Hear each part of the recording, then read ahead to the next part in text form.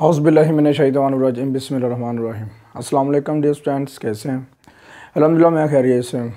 हम कर रहे हैं डिस्क्रीट मैथमेटिक्स MTH 202। अगर आप हमारे चैनल पर न्यू हैं, सबसे पहले हमारे चैनल को सब्सक्राइब कर लें और बेल आइकन के बटन को लाजमी प्रेस करें और दोस्तों के साथ अपने क्लासमेट्स और जो आपके यूनिमेट्स हैं, आपके जितने भी जानने वाले हैं, उनको लाजमी जो है ना हमारे चैनल के बारे में बताएं, क्योंकि यहाँ पे आपको MTH 202 की सीरीज़ नहीं, MTH 101, MTH 301 जितने भी MTH हैं आपको यहाँ से उसके लेक्चर आसानी से मिल जाएंगे। तो चलें लेक्चर स्टार्ट करते हैं। सबसे पहले मैं आपको एक बात क्लियर कर देता हूँ कि इसमें तकरीबन 3 नंबर के क्विज़ आ सकते हैं। 3 नंबर के क्विज़ आ सकते हैं, 3 से ज़्यादा आ सकते हैं, कम से कम 3 नंबर के, ज़्यादा से ज़्यादा 5 नंबर के। ये जो लेक्चर है आपका बड़ा इंपॉर्टेंट लेक्चर है। इसमें हम पढ़ेंगे कि कोई भी स्टेटमेंट किसी दूसरी स्टेटमेंट के अल्टरनेट मतलब इक्वल कब होती है और किस तरह होती है, और उसमें टेबल भी पढ़ेंगे और हम एक स्टेटमेंट को इंग्लिश लैंग्वेज में कैसे कन्वर्ट कर सकते हैं, बाई कंडीशनल का कंसेप्ट पढ़ेंगे। ठीक है ना, समझ लगी बात की? तो इस तरह की चीज़ें पढ़ेंगे। तो इसमें कानून जो हैं हमने पढ़े हैं, लॉ जो पढ़े हैं जितने भी लेक्चर नंबर 2 में, वो उसके इम्प्लीमेंट जो है ना वो इसमें अप्लाई करेंगे। चलें स्टार्ट करते हैं। सबसे पहले है अप्लाइंग लॉज ऑफ लॉजिक। तो देखें सर करना क्या है, ये आपके पास है, इसे आपने सॉल्व करना है। क्या यूज़ करते हुए? कानून यूज़ करते हुए, किसके? लॉजिक के लॉ। ठीक है ना। अब देखो ज़रा, सबसे पहले मैं क्या करता हूँ, गिवन हमारे पास ये स्टेटमेंट है तो डी मॉर्गन लॉ आप लगाएं।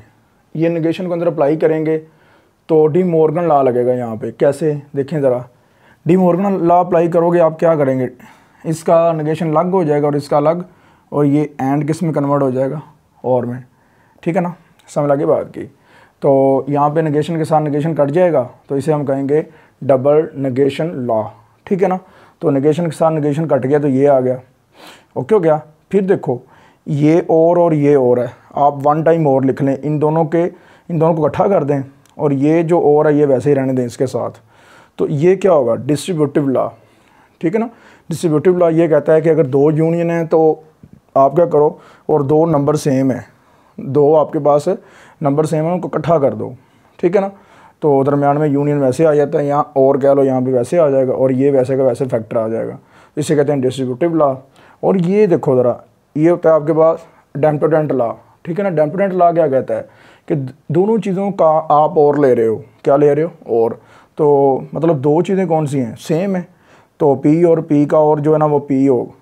ठीक है ना, वो क्या होगा? P होगा, और ये वैसे आ गया, ये सोल्व हो गया। ओके, समझ आ गई बात की? ये है लॉ का आप यूज़ कैसे करोगे, लॉजिक का इस्तेमाल करते हुए लॉजिक को। ठीक है ना, लॉ कैसे आप यूज़ करोगे। चलें, उसके बाद है आपके पास ये वाला, ये आपने प्रूव करना है P के इक्वल। ठीक है, समझ आ गई बात की? ये P के इक्वल लो, आपने क्या करना है, इसे लॉ इस्तेमाल करते हुए ना P के इक्वल आपने प्रूव करना है। ये आपका लॉन्ग में भी आ सकता है। ठीक है। तो सबसे पहले लेफ़्ट हैंड साइड मैंने टेक की। ठीक है, लेफ़्ट हैंड साइड मैं टेक कर रहा हूँ। तो देखो ज़रा, अगर मैं नेगेशन के अंदर अप्लाई करूँगा तो यहाँ पे डी मॉर्गन लॉ लगेगा। ठीक है, और ये फैक्टर एज इट इज़ वैसे आ जाएगा, ये ले। ठीक है ना, समझ लग रही बात की? अब देखो मैंने क्या किया है, मैंने नेगेशन लॉ अंदर अप्लाई किया है। तो मैं नेगेशन लॉ अप्लाई करता हूँ तो मेरे पास आ जाएगा, ये देखो ज़रा, ये किस में कन्वर्ट हो जाएगा? ये कन्वर्ट हो जाएगा आपके पास, अगर एंड में है तो किस में चला जाएगा? और में। समझ लगी बात की? और उसके बाद ये वैसे का वैसे फैक्टर भागता जाएगा साथ साथ। ओके, उसके बाद देखो ज़रा, मैं अंदर नेगेशन को अप्लाई करता हूँ तो ये बन जाएगा डबल नेगेशन लॉ।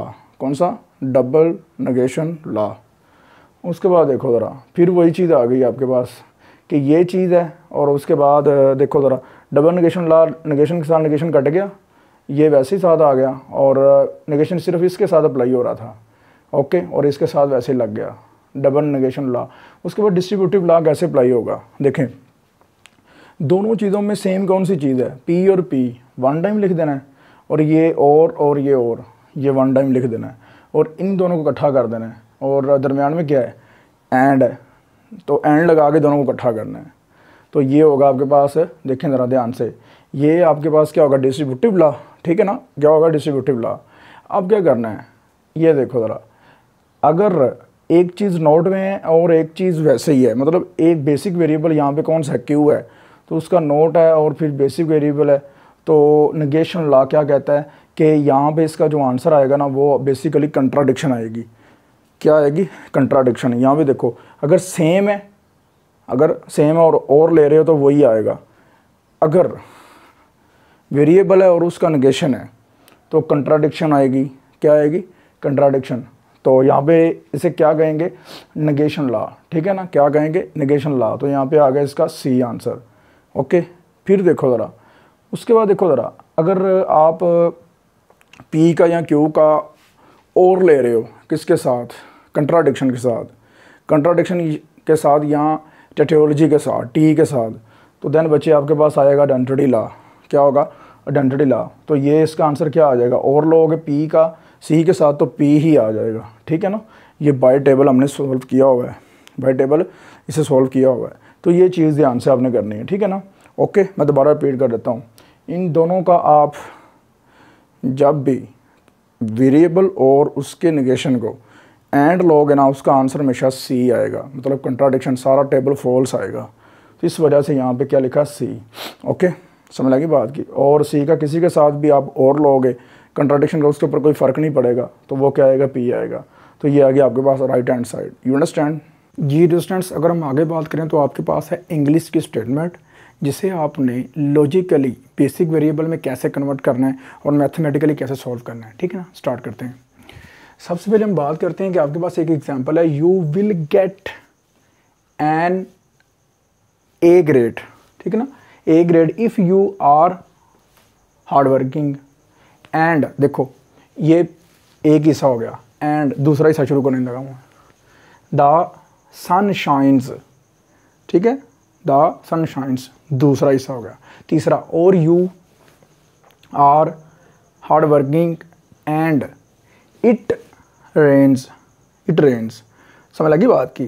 तो देखो पहला यहाँ तक हो गया, पहला यहाँ तक पहला, ठीक है, फिर दूसरा यहाँ तक, फिर बाद में देखो तीसरा, चौथा ये वाला। ओके हो गया, ये सारा पहला यहाँ तक हो गया दूसरा, और यहाँ तक हो गया तीसरा, और ये चौथा हिस्सा। अब देखें ज़रा हम क्या करते हैं, पहला जो हिस्सा है ना इसे लेट कर लेते हैं P, you are hard working, ठीक है, और दूसरा हिस्सा जो है ना वो आपका क्या बन जाएगा आपका, देखो ज़रा ध्यान से, सनशाइन, द सनशाइन्स दूसरा हिस्सा। तीसरा हिस्सा, अब देखो एक हिस्सा ऐसा है जो रिपीट हो रहा है, वो आपको स्किप करना पड़ेगा। पहला हिस्सा पी, दूसरा क्यू, फिर दोबारा फिर पी आ रहा है, तो वो आपको एक दफ़ा ही आपने उसे क्या करना है, लेट करना है, ठीक है। अब देखो ज़रा तीसरा हिस्सा दोबारा फिर hard working, you are hard working, जो कि पहला हिस्सा था। ओके हो गया, ये आपने यहाँ पे स्किप कर देना है तीसरा। एंड इट रेन्स, ये आपने आर क्या देना है। ओके, समझ लगी बात की। तो देन क्या करना है, देखो सबसे पहले यहाँ तक जाएंगे तो आपके पास एंड आ रहा है, ये पी एंड क्यू, और फिर पी एंड ये आर, यही चीज़ है, पी एंड क्यू और पी एंड आर। समझ लगी बात की। अब क्या करना है, यहाँ पे डिस्ट्रीब्यूटिव लॉ यूज़ करना है। क्या करना है, पी एंड दो दफ़ा, पी एंड वन टाइम लिख देना है, ठीक है। फिर बाद में क्या आएगा, क्यू और आर, ये सिंपल इसे सॉल्व कर लिया गया है। यू अंडरस्टैंड ना, समझ लगी बात की। उसके बाद क्या करना है, इसे इंग्लिश में अब दोबारा भी लिखना है, ठीक है ना, बैक इंग्लिश में लिखना है आपने। इन स्टेटमेंट देखो पी क्या था आपके पास, हार्ड वर्किंग ए ग्रेड जो आपने हासिल किया है। In statement, you will get an A if you, ठीक है ना, ये देखो ज़रा, if you are hard working, आगे देखो ये एंड है, एंड क्यू क्या है, सनशाइन्स, और आर क्या है, इट रेन्स। समझ लगी बात की। इस तरह आपने इसे सॉल्व करना है। आगे हम एक्सरसाइज करते हैं, बड़ी मज़े की है, इसकी मतलब कि प्रैक्टिस और ज़्यादा अच्छी हो जाएगी। यू अंडरस्टैंड ना जी स्टूडेंट्स। अगर हम आगे बात करें तो आपके पास है एक्सरसाइज में क्वेश्चन नंबर 1, ठीक है ना, और क्वेश्चन नंबर 2 आपने खुद करना है। क्वेश्चन नंबर 1 जो करूँगा ना मैं, डी मॉर्गन का लॉ लगाऊंगा, ठीक है ना, इसके ऊपर लगा भी हुआ है, पता चल जाएगा लॉजिकली, ठीक है। चलें स्टार्ट करते हैं जी। इट इज़ नॉट ट्रू, ये सच नहीं है, डैट आई एम टेरट, ठीक है, एंड यू आर स्मार्ट। समझ लगी बात की कि आपने क्या करना है, स्टेटमेंट को देखना है पहले। सबसे पहले नोट की बात कर रहा है तो नोट लगाना है। पहली स्टेटमेंट को आपने जो पहला हिस्सा है उसका पी क्या देना है, दरमियान में कौन सा उसने कनेक्शन यूज़ किया है, कनेक्टर, ये देखें एंड, ठीक है ना, ऐसे इसने कनेक्ट किया है तो यहाँ पे एंड आ गया, और दूसरे को क्यू क्या देना, तो note P and Q. De Morgan law कहता है कि जब भी आप नेगेशन के अंदर अप्लाई करते हो पी, ठीक है ना, नोट पी ये और में कन्वर्ट हो जाएगा, किस में कन्वर्ट हो जाएगा, और में, इक्विवेलेंट टू, देखो नोट पी और नोट क्यू, यू अंडरस्टैंड ना। तो इसी के तहत आपने ये स्टेटमेंट को कन्वर्ट करना है। स्टेटमेंट ये है, अब इसमें कन्वर्ट कर दो। अब देखो पहले में क्या आ जाएगा, यहाँ पे देखो, यहाँ पे आएगा आपके पास I am not tired, I am not tired, okay, और यू आर नॉट स्मार्ट। ये पी था टेरट और क्यू था स्मार्ट, तो दोनों के साथ नोट आ जाएगा, आई एम नॉट टेरट और यू आर नॉट स्मार्ट। समझ लगी बात की। तो ये कंडीशन इसके ऊपर फुलफिल कर गई है। अब मज़े की बात अब स्टार्ट होने लगी है कि आपने इसका टेबल भी ड्रा करके देख लेना क्या है कि टेबल के हिसाब से ये सेटिस्फेक्शन होती है कि नहीं होती। देखो पी एंड क्यू लो, पहले दो बेसिक वेरिएबल हैं, तो 2 की पावर 2 कितनी आएगी आपके पास, 4 को 2 पे डिवाइड करोगे कितना आएगा, 2 time true 2 time false, 2 time true 2 time false, ठीक है। फिर जो आपके पास आएगा, देखो ना 4 आया तो इसे आपने 2 पे डिवाइड किया, कितना आंसर आ गया 2 टाइम ट्रू 2 टाइम फॉल्स। फिर इस 2 को आपने फिर दोबारा करना है 2 पे डिवाइड, कितना आएगा 1, तो यहाँ पे आएगा true false 1 time 1 time 1 time. तो देखो दोनों के एंड लोग, एंड के लिए ज़रूरी होता है दोनों ट्रू हों, फिर ट्रू आएगा आंसर, ट्रू आ गया, बाकी ये भी फॉल्स है, ये भी फॉल्स, ये भी फॉल्स, यू अंडरस्टैंड। अब इसका नोट लेना है, क्या लेना है, नोट। तो पी एंड क्यू का नोट क्या आएगा, देखो ट्रू का नोट क्या आ जाएगा, फॉल्स, फॉल्स का ट्रू, फिर ट्रू, फिर ट्रू, यू अंडरस्टैंड। ये होगी पहली स्टेटमेंट, डी मॉर्गन लॉ का पहला हिस्सा हो गया, यू अंडरस्टैंड। अब डी मॉर्गन लॉ जो है ना वो अब देखते हैं क्या आया कि ये कंडीशन को भी सेटिस्फाई करता है। देखो पी का नोट लो, ट्रू का नोट फॉल्स आएगा, इसका भी फॉल्स आ गया, इसका ट्रू, इसका भी ट्रू, ऐसे ही है, देख लो दोनों फॉल्स दोनों ट्रू, उलट होगी तरतीब सारी। क्यू का भी ऐसे ही, ये फॉल्स ये ट्रू, ये फॉल्स ये ट्रू, ऐसे ही है। फिर आपने क्या लेना है इनका, डी मॉर्गन लॉ के हिसाब से और लेना है, और लो ज़रा, फॉल्स एक भी ट्रू हो गया तो आपके पास ट्रू आता है, ठीक है ना, और में। तो देखो ज़रा करना क्या है, दोनों फॉल्स हैं, फॉल्स, एक भी ट्रू है तो ट्रू आना है, ट्रू आना है, ट्रू आना है। देखो ये वाला, ठीक है, और उसके बाद ये वाला, दोनों कंडीशंस क्या हैं, देखो इक्विवेलेंट है, क्या है, इक्विवेलेंट है। समझ लगी ना बात की। इसी तरह ही आपने क्या करना है, मैं देख लेता हूँ बुक पे, ये देखें ज़रा, दूसरा लिखा हुआ है उसने, it is not true that I am tired और यू आर स्मार्ट। तो इसका जो दूसरा हिस्सा होगा जो उसके बराबर होगा, I am not tired and you are not smart, you understand ना, दूसरा। अब हम करते हैं तीसरा, समझ लगी ना बात की। तो इस तरह आपने ध्यान से इसे कर लेना है जी। डियर स्टूडेंट्स, अगर हम आगे बात करें तो आपके पास है फॉरगॉट माई पेन, तीसरा क्वेश्चन है ये वाला। तो ये मैं पी क्या रहता हूँ, बीच में क्या यूज़ हो रहा है, और पी, और आगे वाली स्टेटमेंट को मैं क्यू कह देता हूँ, माई बैग, माई बैग को मैंने क्यू कह दिया, एंड वैसे ही आ गया, ठीक है। आई फॉर गॉड, फिर दोबारा पी आ गया, माई पेन, ठीक है ना, ये मतलब पी आ गया, और माई ग्लासेस, ये आर आ गया, और ये आ गया, माई ग्लासेस आर आ गया।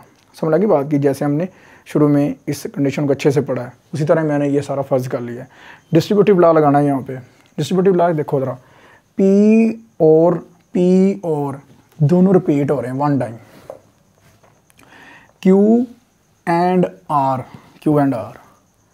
समझ लगी बात की। इसका मतलब क्या बन गया, इसका मतलब बन गया, देखो I for got my pen, और क्यू क्या है, क्यू क्या है आपके पास, देखो ज़रा, क्यू आपके पास है यहाँ पे माई बैग एंड आर क्या है, माई ग्लासेस।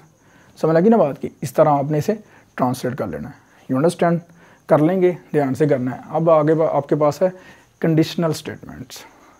एक बात याद रखिएगा, कंडीशनल स्टेटमेंट की पहचान दो फ़िक्रे या टू स्टेटमेंट्स आपको दी जाती हैं, उन दोनों को कनेक्ट किया गया, कनेक्शन उन दोनों का उनमें देन होगा। क्या होगा? उनके दरमियान देन होगा। तो समझ लेना कि ये कंडीशनल स्टेटमेंट है और उसे लॉजिकली मैथमेटिकली पहला कैसे डिफाइन करते हैं याद रखिएगा। P देन Q या P इम्प्लाइज Q। समझ लगी बात की? P देन Q या P इम्प्लाइज Q। देखो conditional statements consider the statement if you earn an A in math, A grade in math, then I will buy you a computer। समझ लगी बात की? तो लेट पहली स्टेटमेंट यू कह देनी है आपने, you are an earn in maths, और दूसरी स्टेटमेंट को आपने क्या कह देना है? क्यू। यू अंडरस्टैंड ना? I will buy you a computer, इसे आपने क्या कह देना है? क्यू। यू अंडरस्टैंड ना? जी डिस्टेंस अगर हम आगे बात करें तो आपके पास थोड़ी सी रीडिंग करनी पड़ेगी, ठीक है? तो पेज नंबर 18 है कंडीशनल स्टेटमेंट की। तो सबसे पहले मैंने एग्जांपल आपको सारी बता दी थी। तो original statement is taken saying if P is true, if P is true then Q is true. तो P और Q दोनों ट्रू हैं, तो देन और more simply if P then Q, ठीक है ना? We can also pass this as P implies Q, it is noted by P then Q, ठीक है ना? समझ आ गई बात की? P then Q, P then Q, P implies Q, ठीक है? ऐसे पढ़ते हैं इसे। तो आगे कंडीशनल स्टेटमेंट्स और एप्लीकेशंस हैं। If P and Q are statement variables, the conditional of P by Q is P if P then Q और P implies Q, it is denoted by ये चीज़, ठीक है ना? समझ लग रही बात की? तो ये मैं रीडिंग पढ़ रहा हूँ। अब लिखा हुआ है कि अगर P और Q क्या है, अगर P जो है ना फॉल्स हो और Q जो है ना वो आपका ट्रू हो, तो देन आपके पास जो आंसर आएगा ना वो ऑलवेज फॉल्स आएगा। You understand? P क्या हो? ट्रू, ठीक है ना? P क्या हो? ट्रू और Q क्या हो? फॉल्स। देन हमेशा आपके पास आंसर आएगा फॉल्स, अदरवाइज ट्रू। ये उसने लिखा होगा, अदरवाइज ट्रू, ठीक है ना? देखो जी, P then Q is false when P is true and Q is false, otherwise it is true, ठीक है? The arrow is the conditional operator in P then Q, the statement P is called hypothesis. जो P होगा ना आपके पास, hypothesis या antecedent, hypothesis या antecedent, और Q आपके पास क्या होगा भला? कॉन्सिक्वेंट। क्या होगा? कॉन्सिक्वेंट। ये आपने याद रखना है, ये क्विज़ में पूछा जा चुका है, ये याद रखिएगा। दोबारा फिर रिपीट करने लगा हूँ। P जो होगा वो आपके पास एंटीसीडेंट होगा या हाइपोथेसिस, Q जो होगा वो कॉन्सिक्वेंट या कैलकुलेशन होगा। You understand? समझ लगी ना बात की? Q कैलकुलेशन, कॉन्सिक्वेंट, P आपके पास एंटीसीडेंट और आपके पास हाइपोथेसिस होगा। You understand? ये पेपर में पूछा जा चुका है। अच्छा वो एक और मैं बात बता देता हूँ। ये जो पेज नंबर आपने किया था ना स्टार्ट पे, तो 3 मैंने करवा दी थी एग्जांपल, बैक पे जा रहा हूँ मैं, ठीक है ना? पीछे, ठीक है ना? 18 पेज के बैक पे। तो 4 नंबर आपने खुद करनी थी। कौन सी भला? It is raining and I have forgotten my umbrella, ठीक है ना? ये वाली। तो चले नीचे चलते हैं। अब टूस टेबल के ऊपर बात कर लेते हैं। टूस टेबल क्या होता है? सबसे पहले आपके पास 2 बेसिक वेरिएबल होने चाहिए, P एंड Q, ठीक है ना? P and Q, 2 time true 2 time false, बड़े अच्छे से आपको करवा दिया है। 1 time true false, true false, ठीक है ना? तो दोनों ट्रू होंगे तो आंसर ट्रू, ठीक है ना? सिंपल सी बात मैं कहता हूँ, पहले फॉल्स, देखो सॉरी, पहले ट्रू और जब फॉल्स आएगा ना बस तब भी फॉल्स होगा, बाकी अदरवाइज सारे ट्रू होंगे। सेम होगा ट्रू, पहले फॉल्स बाद में ट्रू आएगा, फिर भी ट्रू, पहले ट्रू और बाद में जब फॉल्स आएगा ना तब आपके पास स्टेटमेंट फॉल्स होगी। ये याद रखिएगा। यू अंडरस्टैंड ना? रटा लगाने की ज़रूरत नहीं है, सिंपल सी बात कहता हूँ। पहले ट्रू और बाद में जब फॉल्स होगा ना तो बस तब भी फॉल्स होगा आपका कैलकुलेशन, आपका आंसर, अदरवाइज आपका भला क्या होगा? ट्रू होगा। You understand? ये रीडिंग के अंदर मैंने पढ़ा है। बच्चे काफ़ी ज़्यादा कहते हैं सर रीडिंग भी पढ़ा करें, तो इसलिए मैंने रीडिंग भी साथ पढ़ दी आपकी, ठीक है। प्रैक्टिस विद कंडीशनल स्टेटमेंट, असल जो कंसेप्ट क्लियर होगा ना आपका यहाँ से होगा। देखो इफ़ 1 = 1 होता है, ट्रू है, देन 3 = 3 होता है पहले वाली, तो आंसर आपका क्या आएगा, ट्रू। ओके, इफ़ 1 = 1 देन 2 = 3, पहली ट्रू है, पहली ट्रू है, दूसरी तो नहीं ट्रू है, तो ये आंसर इसका क्या आएगा, फॉल्स। You understand. तीसरी 1 = 0 फॉल्स है, फॉल्स है, देन 3 = 3 ट्रू है, आंसर आएगा ट्रू। इफ़ 1 = 2 फॉल्स है, देन 2 = 3 फॉल्स है, दोनों फॉल्स होंगे, दोनों फॉल्स कहाँ पे होंगे, तो आंसर आएगा ट्रू। You understand. 3 पे जब करेंगे ना तो ये ज़रा ध्यान से कीजिएगा, बड़े ध्यान से कीजिएगा, क्योंकि क्विज़ में ज़्यादातर वो 3 वाले पूछता है। ओके, 2 वाले ही पूछता है, लेकिन ज़्यादा इंपॉर्टेंट ये वाले 3 वाले हैं। इफ़ 1 = 1 ट्रू, याद रखिएगा ट्रू, देन 1 = 2 ट्रू, पहले ट्रू है बाद में फॉल्स है, पहले ट्रू है बाद में फॉल्स है, ये यहाँ तक पहले 2 का आंसर जो आ गया वो फॉल्स आ गया, क्या आ गया, फॉल्स, तो ये भी फॉल्स है, तो एंड फॉल्स का एंड के साथ, फॉल्स का एंड लोगे फॉल्स के साथ, तो आंसर क्या आएगा, फॉल्स ही आएगा ना। You understand. इसके बाद इफ़ 1 = 3 फॉल्स है और 1 = 2 फॉल्स है, तो देखो ज़रा फॉल्स का जब और लेते हैं, फॉल्स का फॉल्स के साथ जब और लेंगे तो आंसर क्या आता है, फॉल्स। यू अंडरस्टैंड, क्या आता है आंसर, फॉल्स। देन 3 = 3 क्या हो गया, ट्रू। फॉल्स और ट्रू का देन लेना है, फॉल्स और ट्रू का, फॉल्स और ट्रू का देन लोगे तो ट्रू आएगा, देख लें आपके सामने। You understand. आई होप समझ लगी होगी आपको, क्योंकि टेक्निकल चीज़ें इसलिए मैंने थोड़ा सा ना डिटेल के साथ पढ़ाने की कोशिश की है, ठीक है ना। उसके बाद आपके पास है alternative ways of expressing applications, तो ये ज़रा मैं पढ़ देता हूँ क्योंकि इसे नीचे जाके यूज़ भी होना है, ठीक है ना। If P then Q, if P then Q जो होगा, अगर आपके पास स्टेटमेंट आती है इफ़ पी देन क्यू, तो उसका अल्टरनेटिव आप कैसे लिख सकते हो, उसका मुतबादल कैसे लिख सकते हो, note P unless Q, note P unless Q, P implies Q, P implies Q दूसरा, तो इसे आपका अल्टरनेटिव जो होगा वो होगा क्यू फॉलोज फ्रॉम पी, ठीक है ना। तीसरा इफ़ पी कॉमा दरम्यान लगा देना, इफ़ पी कॉमा क्यू, तो क्यू इफ़ पी, ठीक है, अल्टरनेटिव इसका ये आ जाएगा। पी ओनली इफ़ क्यू, तो क्यू वन एवर पी, समझ लगी बात की। तो ये याद रखिएगा, लिख लें ज़रा अपने पास से, मैं लिखवाने लगा हूँ। पी को ओनली इफ़ अगर आ जाए ये स्टेटमेंट, तो इसे हम इम्प्लाइज डैट भी कहते हैं, क्या कहते हैं, इम्प्लाइज, ठीक है ना, इम्प्लाइज डैट, क्या कहते हैं, implies that. P only if Q को क्यू वन एवर पी लिखें या पी इम्प्लाइज क्यू लिखें, एक ही बात है। P is sufficient for Q, तो Q is necessary for P, समझ लगी बात की। तो अल्टरनेटिव में जितना भी हमने लिखा है ना, सारे के सारे पहले वाली जो पी देन क्यू या पी क्यू की तरफ जा रहा था ना हमारा प्रोसीजर, वो सारा का सारा उल्टा लिखा है, क्यू और पी लिखा है। यू अंडरस्टैंड ना। नीचे एक्सरसाइज करेंगे तो आपको ज़्यादा समझ लगेगी। आई होप आपको ये टेबल की भी समझ लगी होगी कि टेबल कैसे ड्रा किया है। यू अंडरस्टैंड जी। डियर स्टूडेंट्स, अगर हम आगे बात करें तो आपके पास है इंग्लिश से आपने सिंबल की तरफ आपने क्या करना है, मूव करना है। यू अंडरस्टैंड ना, मतलब कि इंग्लिश से आपने सिंबल की तरफ जाना है, ठीक है। इंग्लिश दी होगी तो उसके सिंबल आपने लगाने हैं, बनाने हैं, ठीक है ना। तो सबसे पहले स्टेटमेंट पढ़ लेते हैं। आपके पास 3 प्रोपोजिशंस हैं, ठीक है, पी क्यू और are.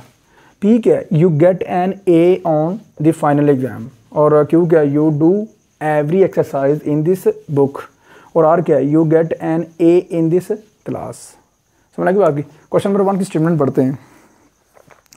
To get an A in this class, A को आपने किसके साथ किया हुआ है, ए ग्रेड को, वो आपके पास है पी के साथ।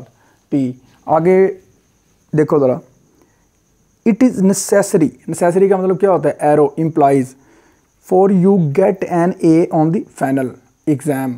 तो you understand, final exam R के साथ नोट किया, नेसेसरी आ गया तो इम्प्लाइज डेट एरो आ जाएगा पी देन आर, या P necessary for R. You understand ना। दूसरा क्वेश्चन आपके पास, डू, ठीक है, you do every exercise in this book, ठीक है, इन दिस बुक, पी हो गया। अब डबल कॉमे जब लगते हैं ना उसका मतलब होता है and you get an A on the final exam, वो पी हो गया।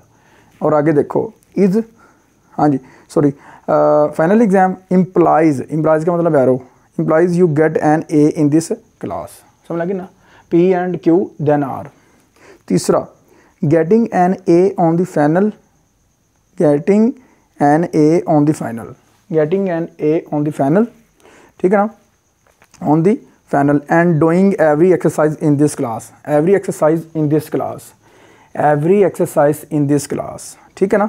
तो यहाँ पे आपके पास जो बनेगा ना वो बनेगा आपके पास पी एंड क्यू, ठीक है, P and Q sufficient for getting and A in this class, getting in this class वो क्या है, आर, समझ लगी ना बात की। तो ये भी आपका क्लियर हो गया, ओके, यू अंडरस्टैंड।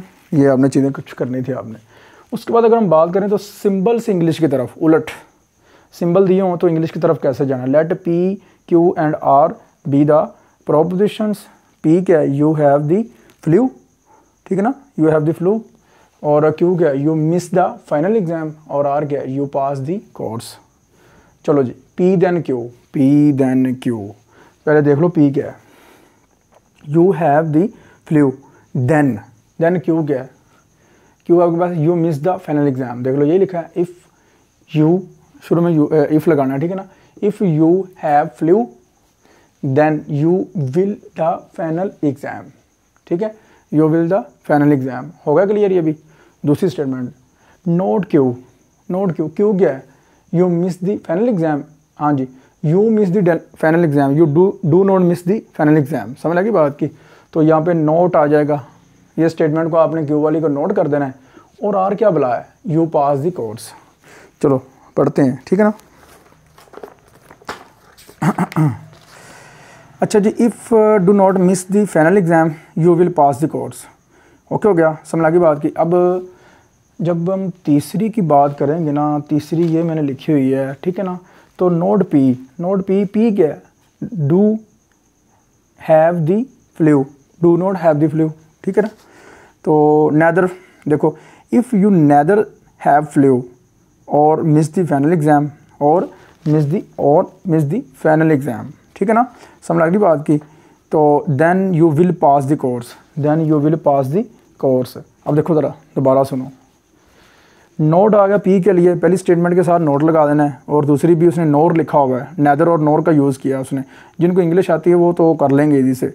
और आगे लिखा हुआ है जी then you will pass the course, then you will pass the course, आर क्या बुला है, आर क्या बुला है, you will pass the course या you pass the course, okay हो गया ना, समझ लगी बात की।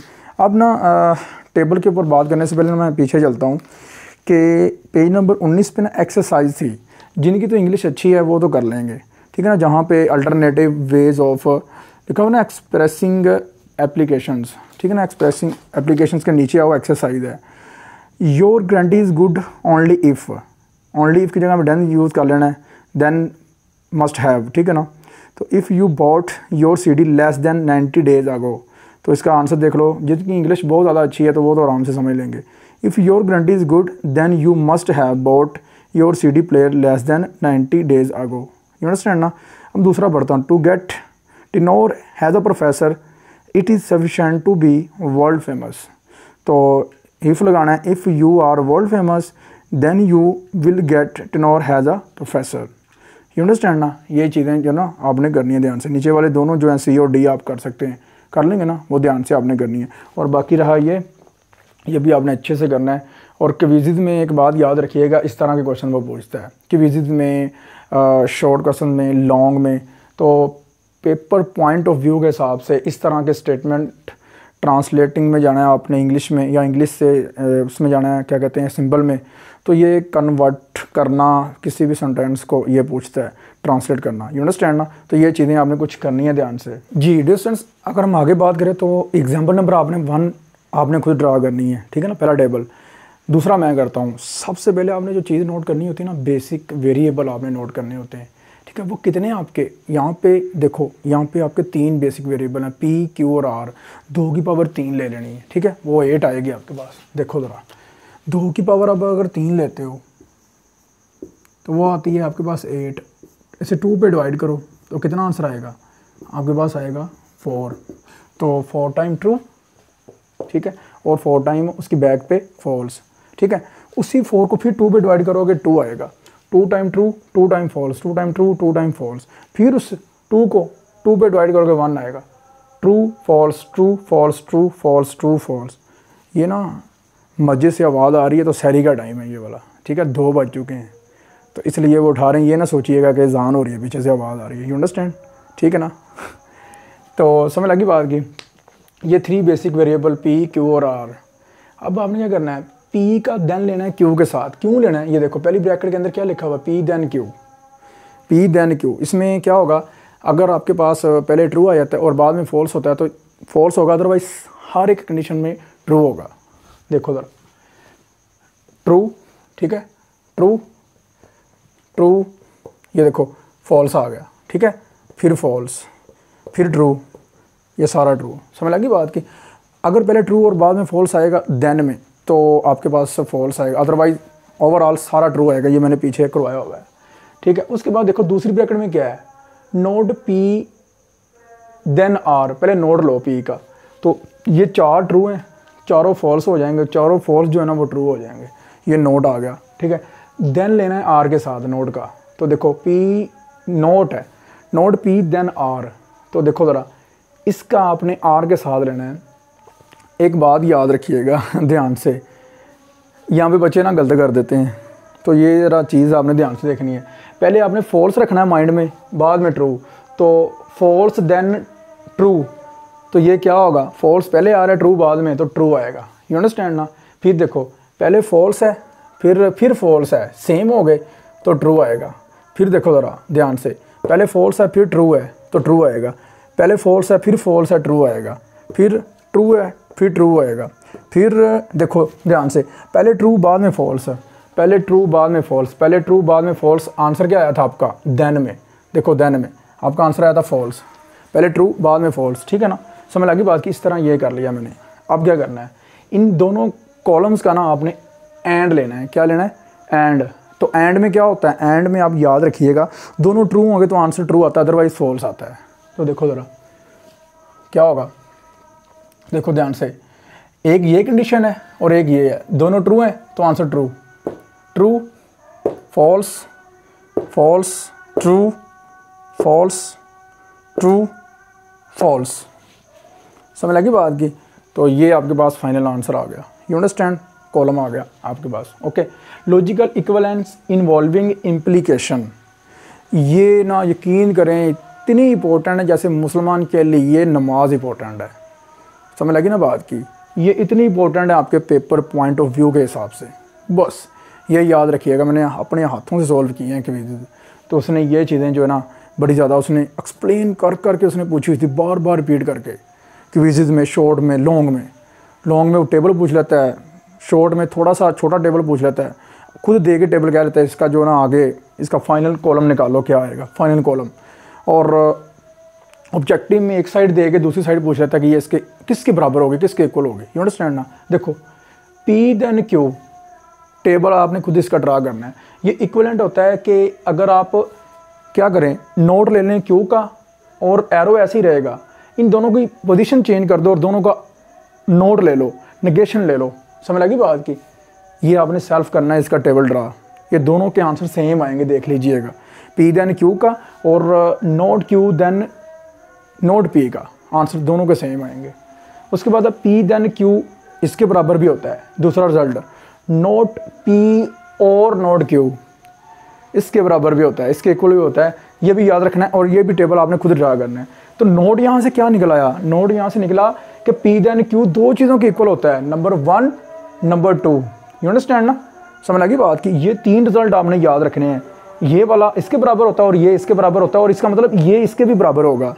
समझ लगी ना बात की। ये चीज़ें आपने ज़रा ध्यान से करनी है। जी डियर स्टूडेंट, अगर हम आगे बात करें तो negation of a conditional statement, आपने कंडीशनल स्टेटमेंट लेनी है, उसका नेगेशन अप्लाई करना है दोनों साइड पे। तो taking negation on both side, तो यहाँ पे भी नेगेशन अप्लाई कर दिया ब्रैकेट लगा के, ठीक है। और इधर भी ब्रैकेट लगा के कर दिया। तो ये देखो दोनों का नेगेशन जब अंदर अप्लाई करोगे, अलग अलग करोगे, तो बाय डी मॉर्गन लॉ कहता है कि और जो है ना वो एंड में कन्वर्ट हो जाता है, ठीक है ना। तो ये जो है और एंड में कन्वर्ट हो गया और इसके साथ भी नोट लग गया, और ये देखो नोट के साथ नोट आ गया, double negation cancel out P, और ये वैसे आ गया। अब इसे इंग्लिश में ब्रीफ कर लेते हैं। Negation of if P then q, या negation of p implies q is equal to, क्या आएगा लॉजिकली, इज इक्वल टू या equivalent sorry to p and not q, to p and not q. समझ लगी बात की। इसकी एग्जांपल भी देख लेते हैं।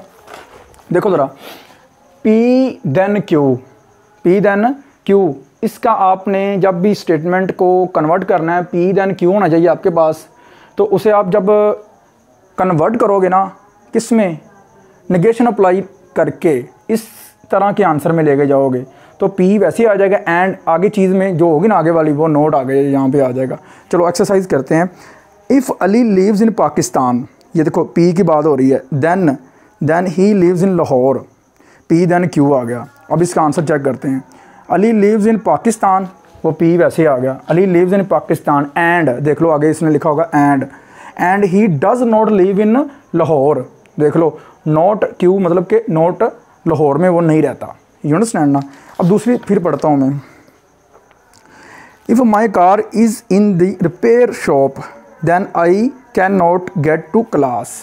तो देखो ज़रा दूसरा जी, my car is in the repair shop and I can get to class. देखो नोट था वहाँ पे, नोट ख़त्म कर दिया ना, डबल नेगेशन लॉ लगा दिया, ओके हो गया, तो नोट ख़त्म हो गया। अगर सेंटेंस में नोट आएगा तो डबल नेगेशन लॉ के हिसाब से नोट ख़त्म हो जाएगा, ठीक है ना। समझ लगी बात की। तीसरी, इफ़ एक्स इज़ प्राइम है then x is odd number, ठीक है ना, ऑड नंबर, एक्स इज़ 2। समझ लगी बात की। तो यहाँ पे आएगा x is prime but x is not odd and x is not 2। समझ लगी बात की। तो 4 में पढ़ता हूँ मैं। If n is divisible by 6 then n is divisible by 2 and n is divisible by 3। And की जगह पे और आ जाएगा, ये भी एक याद रखनी है बात, और साथ नोट भी आएगा। देखते हैं। n is divisible by 6 but n is not divisible by 2 और बाई 3। समझ लगी बात की। तो इन्वर्स कंडीशनल स्टेटमेंट जो है ना, वो मतलब कंडीशनल स्टेटमेंट की जो इन्वर्स होती है वो कैसे होती है वो भी देख लीजिएगा। पी देन क्यू, उसका इन्वर्स दोनों के साथ नोट लगा देना आपने। इसका टेबल आपने खुद ड्रा करना है, ठीक है, किया भी हुआ उसने। तो इसकी हम थोड़ी सी एग्जांपल्स देख लेते हैं। Rating inverse, if 2 days Friday then 2 + 3 = 5। तो देखो सबसे पहले ये पहले एक आपके पास सिंपल स्टेटमेंट है। इफ़ 2 days फ्राइडे देन 2 + 3 = 5, दोनों के साथ नोट लगा दो, ठीक है। देखो ज़रा, if 2 days not Friday then 2 + 3 not = 5। तो इसका मतलब क्या होगा, इसका इन्वर्स आ गया। क्या आ गया इसका inverse. If it is snows today I will, क्या लिखा हुआ है, स्काई टुमारो, ठीक है ना। तो if it does not snow today I will not sky tomorrow, ठीक है ना। समझ लगी बात की। तो पहले भी टेंस के साथ नोट लगाना, आगे वाले के साथ नोट लगाना है। तो ये आपके पास इन्वर्स होता है। बाकी एग्जांपल आपने खुद कर लेनी है। कन्वर्स में क्या करना है, आपने पी और क्यू की जगह आप इसमें चेंज कर देनी है। सेंटेंस जो लिखा होगा उसे पहले को लास्ट पे ले जाना है और लास्ट वाले को पहले नंबर पे ले जाना है। इसका टेबल भी आपने खुद ड्रा करना है। ये क्या होगा, पी क्यू है तो इसका कन्वर्स होगा, दोनों की जगह चेंज कर देनी है पी और क्यू की। टेबल सेल्फ आपने खुद करना है। चले पढ़ें ज़रा। If 2 days Friday then 2 + 3 = 5।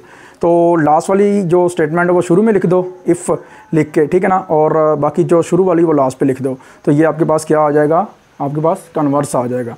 कंट्रापोजिटिव की अगर हम बात करें तो वो भी बड़ी सिंपल सी है, आगे वो भी हम बात करते हैं, डिस्कस करते हैं उसके ऊपर भी। जी डिस्टेंस अगर हम आगे बात करें तो आपके पास है कंट्रापोजिटिव। तो कंट्रापोजिटिव में क्या होता है कि अगर पी देन क्यू है तो कंट्रापोजिटिव में आपने क्या करना है, दोनों के साथ नोट भी लगाना है और दोनों की पोजीशन भी चेंज करनी है। मतलब कि इन्वर्स वाला काम भी करना है और कन्वर्स वाला काम भी इसमें करना है। इसकी जगह भी चेंज करनी है और नोट भी लगाना है। समझ लगी बात की। तो इसका मतलब क्या होगा, आपके पास इसका कंट्रापोजिटिव आ गया और ये दोनों इक्वलेंट होती हैं। P then q equivalent to its contrapositive condition. तो not Q then not p, ये आपने टेबल ड्रा करके देखना है, खुद एक्सरसाइज में दिए हुए हैं। ये देखो ज़रा, ठीक है ना। इसके टेबल आदमी ड्रा करके आपने देखना है, क्योंकि टेबल मैंने आपको इतने अच्छे से करवा दिया है कि आप आराम से टेबल को ड्रा कर सकते हो, ठीक हो गया ना। और उसके बाद अगर इन दोनों की जगह चेंज कर दें, Q देन P, तो वही काम है। देखो यहाँ पे अगर Q बाद में था पहले आ गया, तो ये देखो Q पहले है तो बाद में चला जाएगा, ठीक है ना।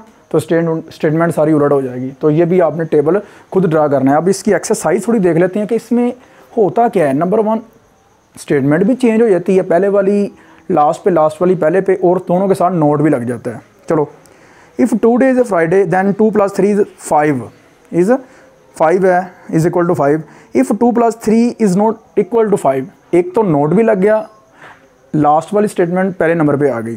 Then today is not Friday, ठीक है ना, नोट भी लग गया, स्टेटमेंट आगे पीछे भी होगी, पहली लास्ट पे, लास्ट वाली पहले पे, ठीक है जी, समझ लगी बात की। If my car is in the repair shop then I can not get to class. तो if can get, can not है, नोट ख़त्म हो जाएगा डबल नेगेशन के हिसाब से। If I can get to the class then my car is not in the repair shop. You understand ना। नीचे वही काम आ गया जो मैंने ये बताया आपको कि टेबल आपने खुद ड्रा करने हैं। ये था हमारा लेक्चर नंबर कौन सा बोला 3, ठीक है। तो ये हमारा क्लियर हो गया लेक्चर नंबर 3। और मज़ीद आप मतलब कि इस सीरीज़ को कंप्लीट देखना चाहते हैं तो लाजमी शेयर किया करें और क्या कहते हैं लाइक किया करें, और लाजमी कमेंट सेक्शन में जाके बताया करें कि हम आपके लिए कितना अच्छा कर रहे हैं और कितना अच्छा और कर सकते हैं, ठीक है ना। समझ लगी बात की। हाँ, एक और बात मैंने क्लियर करनी है आपसे कि अगर आप चाहते हैं कि MTI 301 कैलकुलस 2 स्टार्ट की जाए तो मेरे पास उसके हैंडआउट्स नहीं हैं।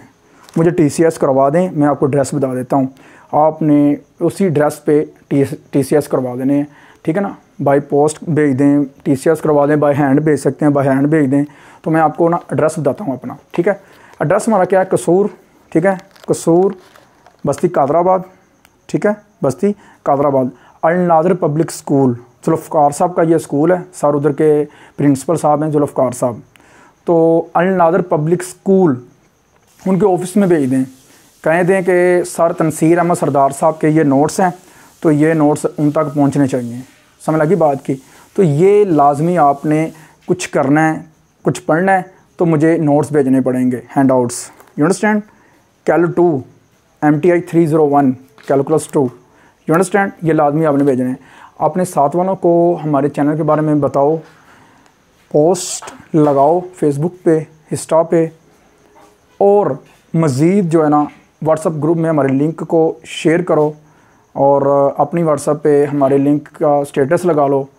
लाजमी तौर पे आप उन लोगों को बताएं जो बहुत बैकवर्ड एरिया में रहते हैं, जो पढ़ नहीं सकते कैंपस में आकर, तो उनको बताएं कि लोकल लेक्चर आपको इतने अच्छे मिल सकते हैं कि हम यूनिवर्सिटी के जो टीचर्स हैं उनसे भी ज़्यादा कुछ मेहनत करते हैं कि आपको कुछ नया दिया जाए, या एक ऐसी मेथड के साथ, ऐसे मेथड के साथ आपको पढ़ाया जाए जो मेथड आप तक आराम से डिलीवर हो जाए, ना कि ऊपर से गुजरे, आपके लेवल तक रहे। You understand. दो में याद रखिएगा। अल्लाह हाफिज़।